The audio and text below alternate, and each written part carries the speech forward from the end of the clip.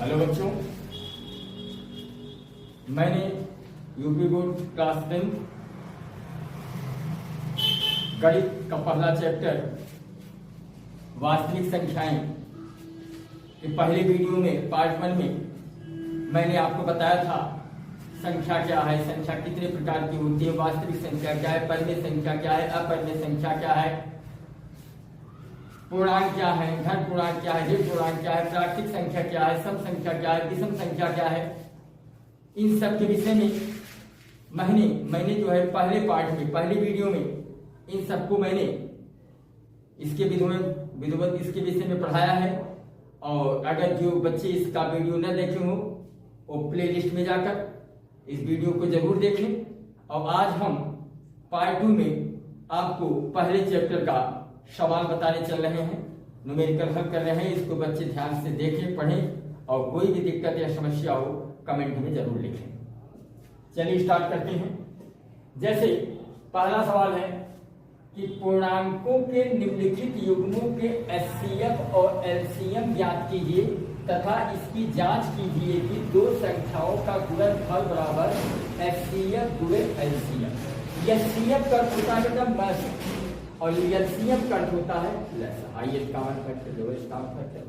तो चलिए, जैसे मान लीजिए तो इसको सवाल हल करने से पहले कुछ हम रूल देख लेते हैं, नियम देख लेते हैं बेटा कि कैसे हल होता है। रूल क्या कहता है कि दो संख्याओं का गुणनफल, दो संख्याओं का गुणनफल बराबर एचसीएफ इंटू एलसीएम। याद रखना, एचसीएफ को हिंदी में मैसर बोलते हैं और एलसीएम को लसर बोलते हैं, यानी महत्तर समापवर्तक और लघुत्तम समापवर्तक। तो इसको अगर दो संख्या माने तो इसको हम ऐसे भी लिख सकते हैं। पहली संख्या अगर मानना है तो px, दूसरी संख्या मानना है तो क्या मान ले qx equal to HCF into LCM. इसको ऐसे भी आप लिख सकते हैं, इसको हम ऐसे भी लिख सकते हैं कि px गुणे qx इक्वल टू एचसीएफ गुणे एलसीएम, यानी पहला व्यंजक गुणे दूसरा व्यंजक बराबर मैसर गुणे लसर। अगर हिंदी में लिखना चाहे तो ऐसे भी लिख सकते हैं कि पहला व्यंजक गुणे दूसरा व्यंजक बराबर मैसर गुणे लसर। अगर हिंदी में आप कहें ऐसे भी कर सकते हैं, पहला व्यंजक गुणे दूसरा व्यंजक बराबर मैसर गुणे लसर। अब इसी एक सूत्र से बेटा आप और सूत्र को निकाल सकते हैं और सूत्र की गणना कर सकते हैं। जैसे मान लीजिए आपको पहला व्यंजक है, पहला व्यंजक होने का माना है px है और दूसरा व्यंजक को क्या माना है qx। अगर मान लीजिए आपको पहला व्यंजक और दूसरा व्यंजक मालूम है, मैं सब पूछा है, अर्थात आप कर सकते हैं px qx, पहला व्यंजक दूसरा व्यंजक मालूम है, एचसीएफ मालूम हो और एलसीएम आपको ज्ञात करना है। तो एलसीएम बराबर क्या होगा, एलसीएम इक्वल टू हो जाएगा px इंटू qx अपॉन क्या बचा एलसीएम।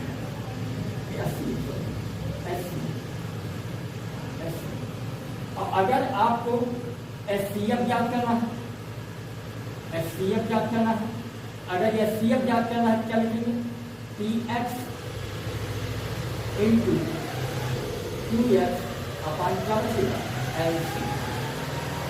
देखिए इसी फार्मूले से मैंने एक फार्मूला और निकाल लिया।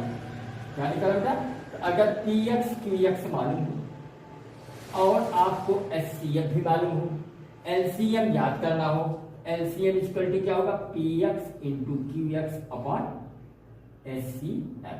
अगर आपको px qx मालूम हो और आपको एलसीएम भी मालूम हो, एचसीएफ याद करना हो, एचसीएफ बराबर क्या लिखेंगे px into qx upon LCM. यानी आप कह सकते हैं कि पहला व्यंजक दूसरा व्यंजक बटे मैसर बराबर प्लस तो ए। और इससे अगर मान लीजिए आपको एचसीएफ एलसीएम मालूम हो क्या मालूम हो, HCF और LCM मालूम हो और PX मालूम हो, QX ज्ञात करना हो। तो QX बराबर क्या लेंगे, QX बराबर लेंगे PX इंटू QX मालूम है। जैसे मान लीजिए QX आपको ज्ञात करना है HCF इंटू LCM अपान PX।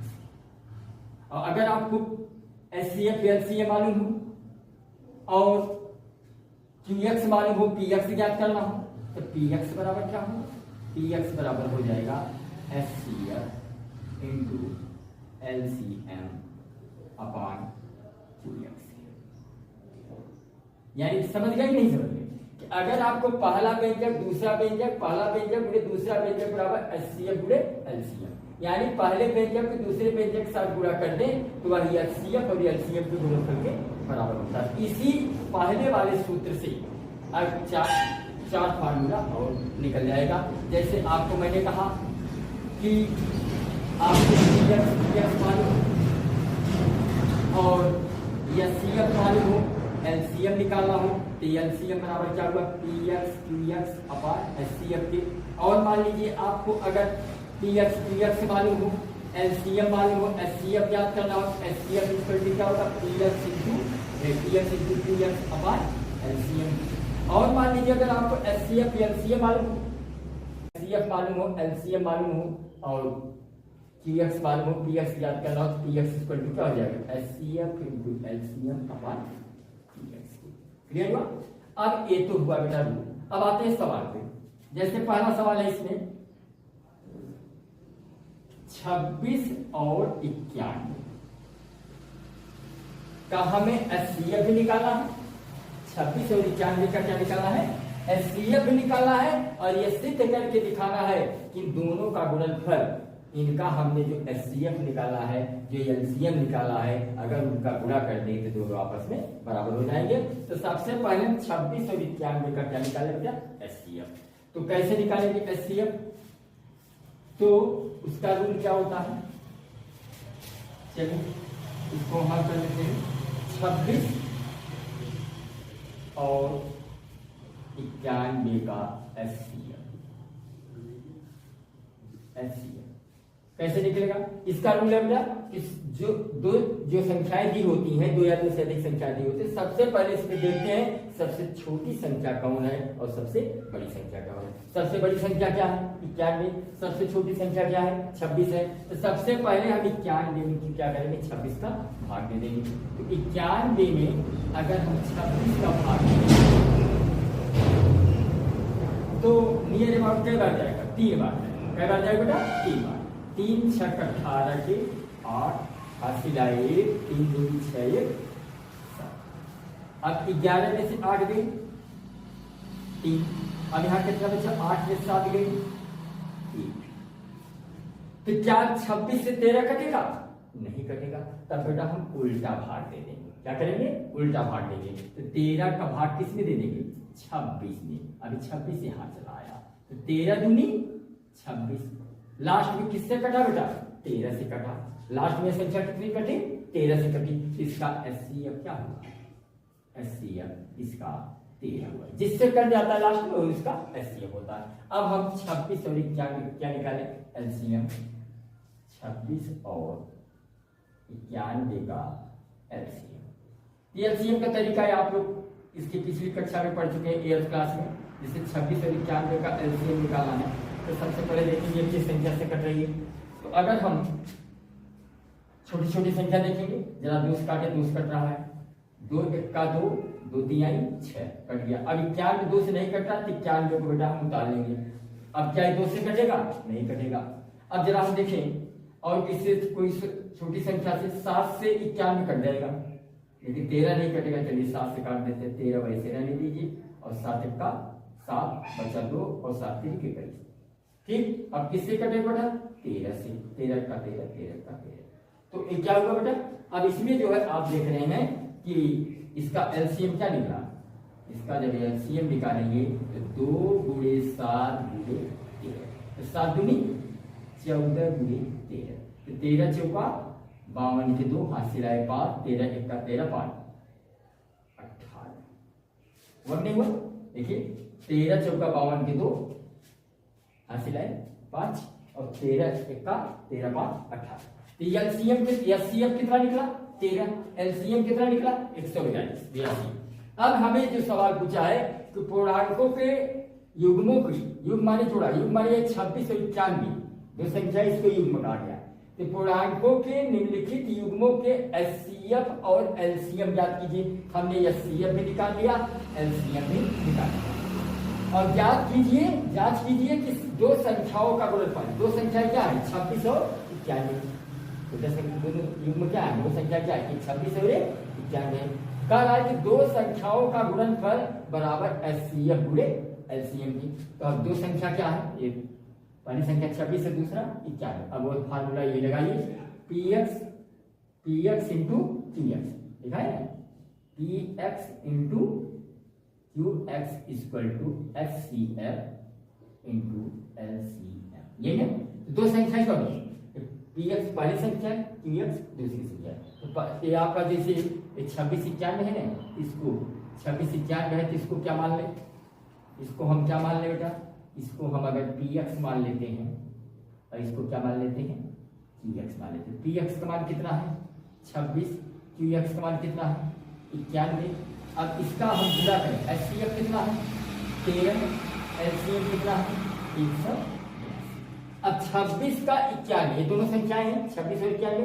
अब 26 का 91 में गुणा करें, अब गुणा करने के बाद देखेंगे और फिर 13 का 182 गुणा करेंगे। अब गुणा करके देखेंगे कि क्या ये दोनों आपस में बराबर है कि नहीं। चलिए गुणा करके हम देख लेते हैं। पहले 26 में 91 गुणा करो, 26 में 91 गुणा करें, एक छक्का 6, एक दुआई 2, 9 6 54 के 4 हाथ सिलाए 5, 9 दूनी 18 5, 18 5 23, तो 6 4 2 6 3 2360। अब हमें किस में गुणा करना, 182 में कितने गुणा करना बेटा 13 का। अब 182 जरा 13 गुणा करो, 182 में 13 गुणा करो, 3 दूनी 6, 3 और 24 के 4 हासिल आए 2, 3 1 का 3 2 5, फिर 1 2 आए 2, 1 का 8, 1 1 का 1, 6 हुआ, 4 2 6 हुआ और 8 5 13 के 3 हुआ 1 1 2, 2360 इसका है। यानी कि 13 का गुणा 182 में किया बेटा तब पर भी 2360 आया, और 26 गुणा 91 में किया तब पर भी 2360 आया। तो मैं देख रहा हूं कि इसका 26 गुणा 91 में किया तब पर भी 2360 आया, और 13 गुणा 182 में किया तब पर भी 2360 आया। तो हम कह सकते हैं कि दो संख्याओं का गुणनफल बराबर मसा गुणे लसा। अब हम अगले वीडियो में बेटा आपको बताएंगे कि जो एल्गोरिथम का प्रयोग करें, ठीक है, एल्गोरिथम का प्रयोग करके कैसे जो है हम मसा का प्रयोग करते हैं, कैसे मसा का प्रयोग करते हैं, कैसे एल्गोरिथम का प्रयोग करके हम मसा, एल्गोरिथम विधि से कैसे हम मसा ज्ञात करते हैं, इसका चर्चा हम अगली वीडियो में करते हैं। तब तक के लिए आप चैनल को सब्सक्राइब करें।